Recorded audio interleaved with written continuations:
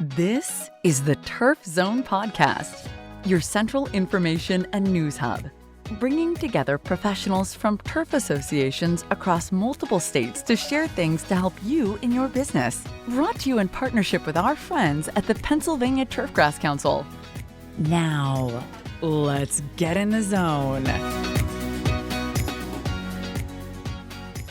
Welcome to the Turf Zone. In this episode of Pennsylvania Turfgrass, we feature an article titled Revisiting Dr. Houston Couch's Advice on Maximizing Fungicide Efficacy Through Proper Application Techniques, written by Michael Fidanza, Ph.D., Professor of Plant and Soil Science, Pennsylvania State University, Berks Campus, Reading, Pennsylvania, John Kaminski, Ph.D., Professor of Turfgrass Science, Pennsylvania State University, University Park, Pennsylvania. The late Dr. Houston Couch published a series of 3 articles in 1984 and 1985 on methods, techniques, and other factors to improve fungicide applications to turf. He was a turfgrass pathologist at Pennsylvania State University early in his career, and at Virginia Tech for the remainder of his career. In 2002, he received the prestigious GCSAA Colonel John Morley Distinguished Service Award and was recognized in 2003 with the USGA Green Section Award. Since those Dr. Couch articles, there have been many advances in spray application equipment and technology over the past several years in both the agricultural and green industry sectors, as well as research on making adjustments to spray nozzles to improve or ensure product delivery and performance. Let's revisit water carrier spray volume and spray tips or nozzles. Water carrier volume. In golf course turf management, a commonly accepted rule of thumb is to calibrate your sprayer to deliver 1 gallon of water carrier per 1,000 square feet for fairways, tees, and roughs, and 2 gallons water per 1,000 square feet for greens. That 1 gallon amount also is common for sports turf, lawns, and sod farms. Incidentally, 1 gallon per square foot equals 43.56 gallons water per acre, and 2 gallons per 1,000 square feet equals 87.12 gallons water per acre. Some turf managers use an even 50-gallon water per acre, which is 1.15 gallon per 1,000 square feet, or 100-gallon water per acre, which is 2.3 gallons per 1,000 square feet. Of course, more water carrier volume translates to longer time required to operate the sprayer and repeatedly fill the spray tank to make product applications. In turf management, we don't have the option of flying an airplane over a site and making aerial spray applications at a low volume of 5 gallons of water per acre, as is the case with field crops. Proper and effective spray applications take time, and of course, employee safety is a top priority. The proper water carrier volume is important to ensure accurate delivery and distribution of the product to ensure optimum product performance and efficacy, and to legally follow product label instructions. It also means driving your sprayer as slow as 3 to 4 miles per hour across the turf, or walking a spray hawk across greens, so it does take time. Calibrate your sprayer or spray system for the proper ground speed and pump pressure to deliver the amount of water carrier volume that you desire, and train your employees to check the calibration periodically throughout the spray season. Nozzles. The nozzle or spray tip represents the last piece of equipment to come into contact with the spray solution before it reaches the turf. Don't let the least expensive part of your sprayer be responsible for a very expensive mistake. The nozzle forms the spray solution into spray droplets and a spray pattern.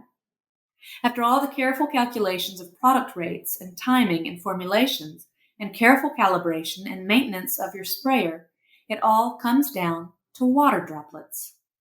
Regularly check all nozzles on the spray boom for wear or damage, and periodically measure water output from each nozzle to ensure the same amount is dispensed, or at least within a 5% variance among all the nozzles along the spray boom. And what about the nozzle spacing? Whether you prefer a 10-inch boom height or 20-inch boom height, that is, distance from the turf surface to the bottom of the nozzles on the spray boom, make sure the space between the nozzles is equal to the boom height in a 1-to-1 ratio. For example, for a 20-inch boom height, the nozzles should be spaced 20 inches apart. There are many nozzle types available, but they are all responsible for forming the spray droplets and spray pattern. For turf applications, the flat fan spray pattern is preferred, not a hollow cone pattern.